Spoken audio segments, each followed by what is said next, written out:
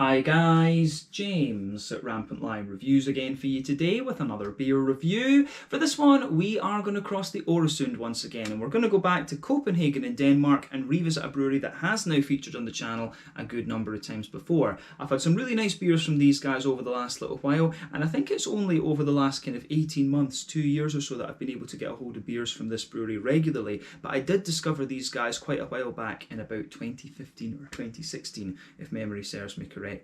But yeah, always nice to review some Danish beers here on the channel. I've enjoyed the ones I've had from these guys before, and fingers crossed this is another good one. So for this review then, we are going to stick to central Copenhagen, and we're returning to Flying Couch Brewery for what I believe is my 5th or 6th review from these guys. But this particular beer is called Wireless Water. It comes in at 8% ABV, and this one is a double IPA. So we got this beer here in Sweden as part of the Lokal Småskaligt assortment through Systembolaget from March of 2021, and there was quite a few Danish beers released over the course of March actually, which was quite nice. I always enjoy reviewing my Danish beers, because they're very, the Danish beer scene is very, very strong these days, and Flying Couch have some very nice offerings in there as well. But yeah, 8% double IPA, this one, as I said. Fingers crossed it's another good beer, and I hope that you guys enjoy my take on this one as well. So yeah, let's see how we get on with this one then. As always with my reviews, I'll tell you a little bit about the brewery before we taste the beer. If you want to get straight to the tasting, just fast forward. All the usual links are in the video description below. That's the brewery website, the link to my other reviews that I've done from Flying Couch Brewery before, and you will no doubt see more added to that list in the near future. But there's all the usual social media down there. If you want to see more reviews, do please consider subscribing to the channel. The whole channel, of course, has a geography-based tagging system, so you can go into the homepage and search for beer based on country, city, state, county, province, prefecture, whatever it is you happen to be interested in. Do check out the playlists of beers from different countries. There is one there for all the Danish beers that I've reviewed for you. That's being added to very regularly because I live very close to Denmark and I love Danish beers. And as always, please do get in touch and let me know some of the other beers and breweries that you guys would like to see me review. It's always great to hear from you guys that are watching the videos, and the support that you show the channel is hugely appreciated. So anyway, to tell you a little bit about Flying Couch Brewery then, on to my brewery notes. So Flying Couch Brewery was founded back in 2011 by Peter Sona, and he was later joined by Jannik Salhold, who used to work for Mikkeller. So he was the head brewer. Peter was the head brewer at Nørrebro Bryghus, and he was also the managing director and head brewer at Halsnæs Brewery as well. But he apparently also brewed sometimes at Herslev, so he had a really strong pedigree actually. But these guys started off as a gypsy brewery until about 2015, when they set up their own brewery, which can be found between Bispebjerg and Nørrebro in Copenhagen. I think they've got a wee tap room there, so I will need to kind of go and have a little look at that at some stage. But basically, Flying Couch started as a playground project where Peter could have total control of the brewing and brew what he wanted. But the brewery apparently is named after all of the good ideas that Peter has had while he's been, sitting on the couch and drinking beer. But today the company consists of 5 people after Kasper Gerdes, Kim Christensen and Michael Aram joined Peter and Jannik. But as of March 2021, when I'm reviewing this beer for you, they've produced around 240 different varieties of beer, a lot of IPAs, but there are other styles in there as well. The last beer I reviewed from these guys, of course, was the Pilsner, which was quite nice. But yeah, I need to have a look at a few different styles from them. I think it's mainly been more hoppy orientated and lighter beers I've had from these guys, so I think I need to have a look at something from the dark end of the spectrum at some point soon from these guys. And I'll need to check about the tap room as well, because that could make for quite an interesting out and about video the next time I go across to Copenhagen. I want to film a few more out and about videos across in Copenhagen actually, because that's something I've been wanting to do for quite a wee while and just never really got around to, especially now because of the whole pandemic thing. But yeah, that's all I can really tell you about Flying Couch Brewery. Initially started as a gypsy brewery and basically a playground project for a very well established brewer who wanted to do his own thing, and it seems to be going very well for him. So yeah, long may that continue. But yeah, if you want to learn more about this brewery, you can check out the brewery website. You can follow them on Facebook and Instagram to keep up to date with all the latest goings on, and you can check out the Rate Beer, Untappd and Beer Advocate pages to learn more about all the different beers that these guys have done. 240 different beers is pretty damn impressive actually, when they've been in operation just about 5-6 years now. So yeah, what does that work out as? Maybe about 30 odd beers a year, something like that. Which is pretty good. But yeah, let's get on and have a taste of this beer itself then. So I'm not sure what the inspiration behind the name Wireless Water is. But I did think it sounded pretty cool actually. So it comes in at 8% ABV. Double IPA, as I said earlier. It's got Citra in it, both pellets and cryo, and there's also some Simcoe and Azacca in there. And just looking at the ingredients list, I think this one is going to be a New England double actually. So yeah, this I think should be quite nice. 8% double IPA from Copenhagen in Denmark. Kind of plain top on this one. I think I paid about 40 Swedish kroners for this. You know, as I've said to you in other videos, you will pay a little bit more for Danish beers because they're imported in Sweden. Usually you'll pay an extra 10 Swedish kroners, which is roughly €1, because a share of the thing has to go to the import company, of course. But yeah, the prices aren't too different from the Swedish beers. But yeah, 330 milliliter can. This one about, yeah, as I say, about 40 Swedish kroners. So that's about €4, £3.50 sterling, maybe about like $4.75 American, something like that. But yeah, let's go for it. Very curious to see what this beer has in store for us. Yeah.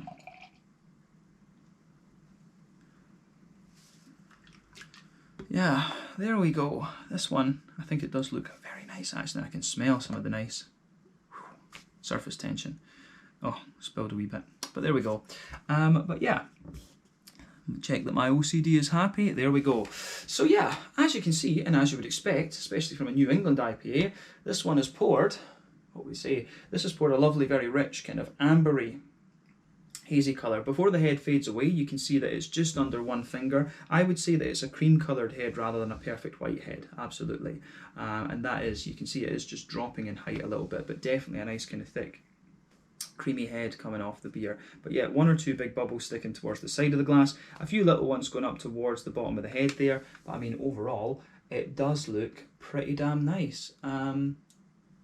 Yeah, I do like how this one appears. It's very, very hazy as well. I mean, it is definitely one of the superior and gloopier New England IPAs that I've come across in recent times. So yeah, just look at that. Definitely superior and gloopier. So remember, when it comes to the colour of these beers, the colour is dependent on 1, the type of malts that you use, and then 2, the length of your wort boil. The longer you boil the wort, the more your sugars caramelise, thus you get a darker colour of beer out of it. But it depends in the first instance, on the type of malts that you use. Adjuncts and barrel aging will also play a role, but not in this beer because those, you know, they're not being used. But yeah, the level of haziness in a New England IPA tends to depend on the oat content and wheat content. The yeast can also play a role.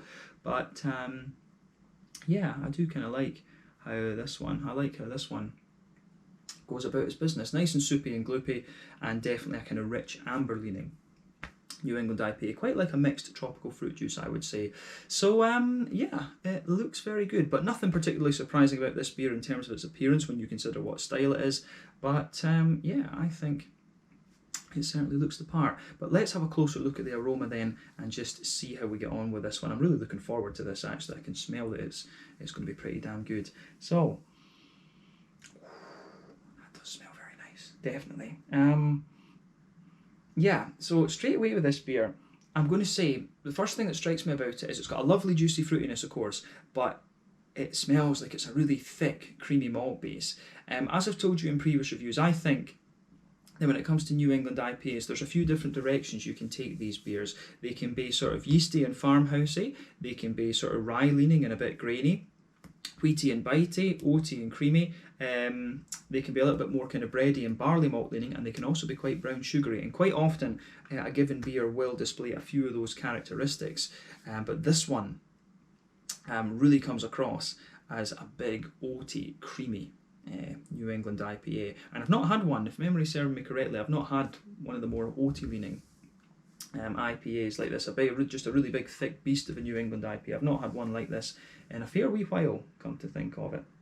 So yeah, so when we take the aroma of this one in, absolutely, the backbone does have a little touch of wheat in it. When you take the aroma in deeply, you do get a little bit of wheaty bitiness at the back of the nose. You can smell a bit of that kind of white bready note in there as well, but for me it comes across as a big oaty creamy sort of thing. There is a good little bit of brown sugar in this one as well, I would add, but I think that the thing, it just smells really, really thick, this one, but there is a good little bit of that kind of Werther's Original butter candy type thing coming out of this one. I often find that the brown sugary notes come out like that in these New England IPAs, but there is a wee touch of a straight up caramel to this one. I would add that.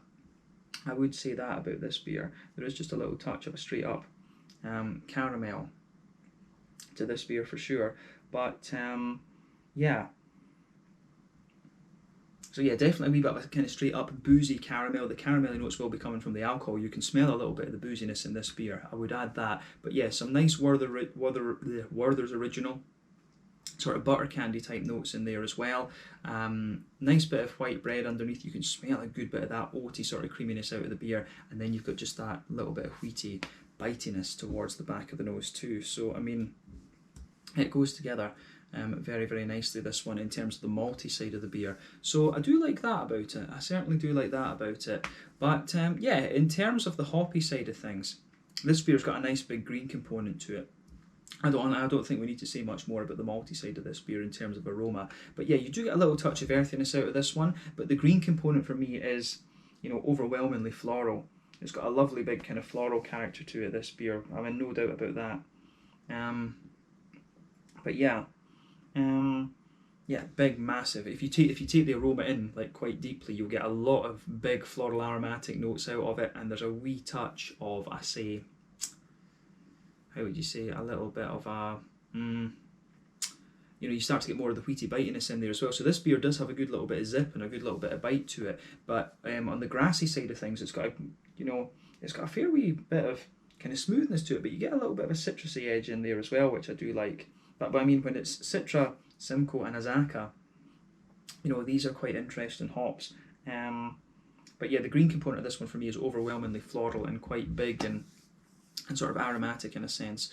But yeah, in terms of the fruitiness then, you know, when it comes to Citra, Citra is a big 14% alpha acid hop American, lots of juicy mangoes. Simcoe's about 12% alpha acid passion fruit, usually soft passion fruit. A New England IPA like this, and then an Azacca is a kind of lighter tangerine sort of thing, and it can sometimes give you a wee bit of pineapple as well. So yeah, you've got really interesting hops in this. I think Azacca is about 14 too, if I remember rightly, but all of them are American. But you can smell a lot of these components in this beer for sure. It's actually very well balanced, I would say. But on the fruity side of things, it's got a little bit of passion fruit at the back of the nose, and that's going to come both from the Citra and the Simcoe in this one. You've definitely got a bit of a softer tropical fruit in there, like a juicy mango. I don't really get any of the softer apricot notes that you quite often get with like Simcoe and Citra together, which is kind of interesting. I do get a good bit of pineapple though. There is a nice little bit of pineapple there, which will be the Azacca. And I mean, for me, the oranges are quite nice. The Azacca, there are orangey notes that you get in this one. It's kind of interesting because I've always found Azacca's a little bit sharper and a bit more zesty than some of the other orangey hops, such as, you know, Amarillo and Mosaic. But it's actually giving you a little bit more of a kind of juicy tinge like you would get from Mosaic normally. So that's an interesting point about this one. It's got a very rich fruity aroma, but I like how this one goes together. I mean, the fruity side of this beer, I think, has got a nice oiliness to it as well, which I think kind of suits the rest of the beer. So I think this one could be really interesting. I've got a feeling that this one might just tick a lot of boxes for me in terms of what I look for personally. But yeah, take a bit of time and enjoy the aroma of this beer. It certainly comes off as a very, very rich New England double IPA, so take a bit of time and just enjoy that. I think it comes across very nicely in terms of the aroma. It says on the back of the can here that it's double dry hopped as well, actually, so that might account for a little bit for the strength of the floral aromaticity out of the beer, because it does smell a wee bit kind of spicy. But yeah, let's have a taste of this one then and see how we get on. But do take some time to ponder over the aroma. That's always half the experience with craft beer, whiskey and sake and things like this. But yeah, this is Wireless Water, a double IPA, quite obviously a New England double IPA from Flying Couch Brewery in central Copenhagen over in Denmark. Let's get stuck in. Slange, skull, cheers.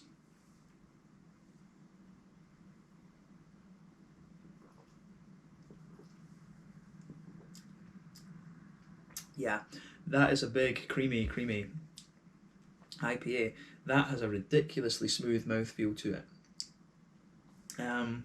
it's a mix between oily and creamy, and it's just, whoa. I don't think I've ever had an IPA that is quite as smooth and slick as that is. That's crazy. Yeah, creaminess, slickness, oiliness, all together. But it's very nice. It is a very nice beer, actually. Yeah, that's interesting. I didn't expect that from this one, I have to say. I didn't expect it to be quite as smooth as it is.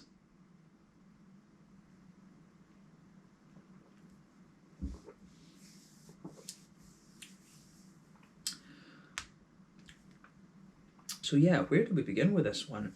I really like how this beer goes about its business. I would have thought from the aroma that it was going to be very thick and oaty leaning, but have a little bit of bite to it. But it really is just ridiculously smooth, this one. Yeah, not what I thought it was going to be from the aroma, I have to admit. But yeah, where do we start with this? You know, where do we start with this beer?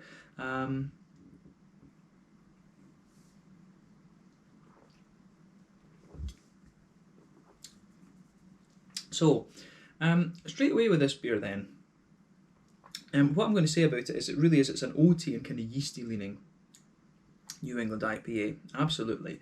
But straight away across the middle of your palate, you can feel a sort of a smooth white bready quality just going quite across, going right across the middle third of your palate there, which is nice. And it does thicken up a little bit the further you go into the aftertaste with the beer. The sort of smooth white bready backbone there just blankets the middle of the tongue. You've got some nice oaty.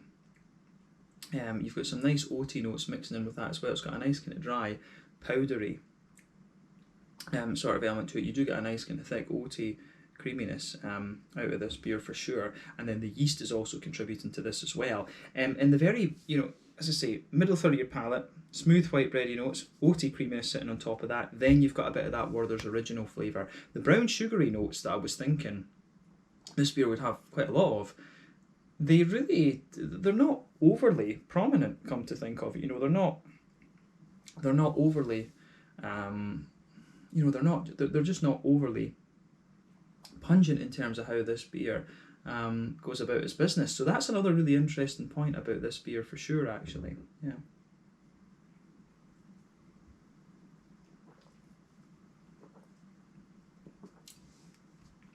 So, yeah, just in the middle of your palate, it really is just very, very thick, very creamy and very smooth. It's quite straight shooting in a lot of ways, and I can appreciate that about it. But maybe if they're going to go this far with the creaminess, it maybe just needs a little bit more bite than it actually has. So yeah, but the Werther's Original notes, they're in the very centre of the palate, but they are quite muffled almost by the sheer level of oatiness that you've got in the beer, and then the kind of white bready notes underneath. But yeah, I think that covers the centre of your palate quite well on this one, to be honest with you. If you go to the border region, between middle third and back third of your palate, you can feel there's a little bit of a sort of grainy, bread crusty element to the beer, which comes out, and I quite appreciate. I do appreciate that side of the beer. But then in the back third of your palate, you can feel there is a little bit of a wheaty, bready note underneath. There is a nice little bit of a wheaty, bready kind of note, kind of underpinning that one, which I do like. And then you can feel on top of that, you've got the sort of more airy, less dense yeasty esters in there, but they kind of go up quite high into the, they feel a bit higher almost in terms of the flavour.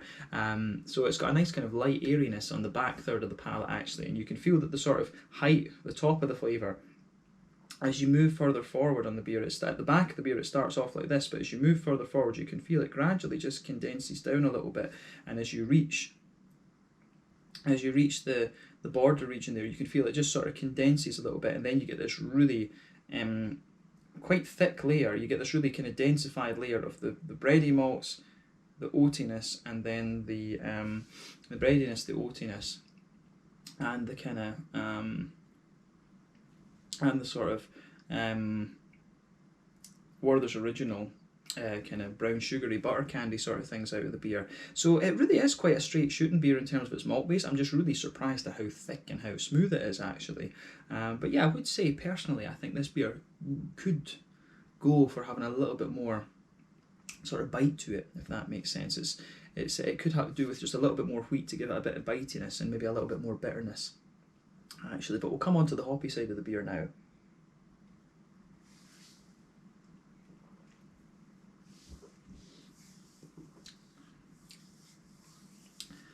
Yeah, I think, yeah, the hoppy side of the beer is kind of what you'd expect. I mean, in the back corners of the palate, there's a little bit of earthiness, and as you move further forward, it does become a little bit herbal, and then as you reach the front corners of the palate, it's got a nice kind of floral aromatic note to it. The floral aromatic notes are actually quite nice, and in fairness, those do build the more you drink of this beer, and you start to get a little bit more kind of bite. You start to get a little bit of a kind of hoppy bitterness out of the beer, but it really is, the hops are very smooth in this beer, actually, come to think of it. But round the front curve of the palate, the beer is distinctly lighter and grassy, and there's a little touch of zestiness on that kind of there's a little touch of zestiness on that grassy side of thing as well. So yeah.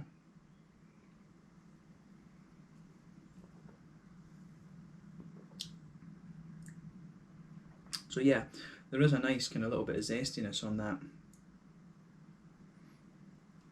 front curve of the tongue there, which goes together really, which goes together very, very nicely. And yeah, I think, you know, the further you go into the aftertaste with this beer, you will get a wee bit more bitterness out of it. You will get a little bit more of a zesty kind of thing to it. So it does have a nice green component to it, this beer, but it could do with just being a little bit more. This beer could just do with a little touch more bitterness. It could just do with that to kind of counter the sheer thickness of the oats and things, and it could do with a little bit more wheaty bitiness in it as well, come to think of it. But I mean, the flavour overall of the beer is very nice. That is it. It just needs a little bit of tweaking in terms of its mouthfeel, I would say, just to give it a bit more bitterness and a little bit more of a kind of wheaty bitiness. That would serve this beer really well, because I think they've got everything else on this, you know, very nicely done. But yeah, let's focus on the fruity side of this beer then. So front third of your palate, you've got that nice oily bubble where those juicy fruity esters just roll their way out of the beer. Underpinning that, of course, at the pardon me, at the very back of that front third of your tongue, you've got that border region between front and middle third of your palate. Again, you can feel a bit of a kind of doughy, yeasty kind of bready thing building up, and you get a little bit of bread crust just sitting on top of that, and you've got a lovely smoothness just kind of sitting underneath there. But for me, the kind of smoothness, the sort of smoothness that you get on this, how would you say, the smoothness that you get underneath that is quite oaty and quite bready, if you like. So there's a good mix of things going on there. This beer it feels as overwhelming as if this beer's like a kind of to try and find some sort of homeostasis, if you like, between oaty creaminess, yeastiness, and a kind of barley malt leaning thing. There's a whole host of, there's all these kind of three things going on in there. But yeah, at the back of that front third of your tongue, you've got a little bit of passion fruit there, but very quickly you move away from that into a juicier mango and the softer kind of apricot-y kind of tropical notes that you can get from Simcoe as well. And then as you move forward into the front half of that front third of your tongue, it's got a nice light kind of tangerine note to it. Again, the Azacca's being a little bit softer in this and not being quite as citrusy and zesty as it can be in some cases. But then you've got a little bit of pineapple coming out of this one as well. You've got a nice bit of a kind of pineapple-y kind of tropically note sitting on top of that tangerine note in there too. So yeah, it's nice. It's interesting with this beer to see a little bit of a softer side of Azacca as well. That's definitely an interesting point to take away from this beer. But overall, I think the oatiness and the fruitiness of this beer is really nice. The green component is as well. I like how that goes together, but the green component for me just needs to be a little bit more kind of stronger. It just needs to be a little bit stronger, and then it needs a little bit of wheaty bitiness to it, this beer. And then I think they're onto something really solid with this one. This beer's got a very nice flavour, but I think there's just certain elements of it need promoted, and then it would just be, you know, kind of on point. But remember though, I'm saying this, beer is very subjective. Different people like different things. So some people will like the really soft, creamy approach that this beer has. But I like a little bit more balance in my beer. I like a bit of a depth of flavour, to be honest with you. And this one does have it, but just it's not balanced, I think, in particularly the right way, in my opinion. But it's still a nice beer. It is still a nice beer and worth trying. So yeah, in terms of the mouthfeel then, this beer is definitely a big, full-bodied New England double IPA. There's no question about that. The carbonation is virtually non-existent, and it really is. It's a balance between oil. It's got a bit of oiliness to it. It's got a real bit of creaminess to it, and there is a degree of kind of slickness in there as well. In terms of hoppy bitterness, I'd be surprised if you've got even 10 IBUs in this, to be honest with you. It comes across as, ridiculously smooth, and it'll be relying a lot on the late addition hops. Remember, the later in your wort boil you add the hops, that's when you get more flavour and aroma. So this one is overwhelmingly a late addition hopped beer. The malt base, like I said, is very, very thick. There is a little bit of sweetness to it, but mainly it's a big, thick, smooth, bready character that you get out of this one, along with the oaty kind of creaminess. And then you've got some nice, juicy fruits. There's a wee bit of oiliness to the fruits, but I would say overall they are quite nice and juicy. So yeah, I do like how that goes together in this beer for sure. But yeah, I think this has been a very interesting one to try. Actually, I've really enjoyed reviewing this one for you, and it's given me a few things to think about. But yeah, I think the flavour profile of this is nice. It just needs a wee bit more bitterness, and I think a little bit of a wheaty bitiness as well to match that. That would be my advice to Flying Couch Brewery for this one. But it is another nice beer from them, and I'm looking forward to trying a few more. Hopefully I can try a few on tap from them at some stage. I need to try and get a West Coast IPA or a black IPA, or something from the dark end of the spectrum from these guys. But yeah, let's leave it there for this one. This was the Wireless Water 8% double IPA with Citra, Simcoe and Azaka in it, from Flying Couch Brewery in central Copenhagen, Denmark. Interesting to return to these guys, and I'll be keeping an eye out for the next beer that they release through Systembolaget here in Sweden. But yeah, thanks for watching. Check out my social media. Let me know your own thoughts on this beer in the comment section below. Let me know what your favourite beers are from Flying Couch Brewery as well, and we will come back to them very soon. Slàinte, skål, cheers, and see you guys in the next review.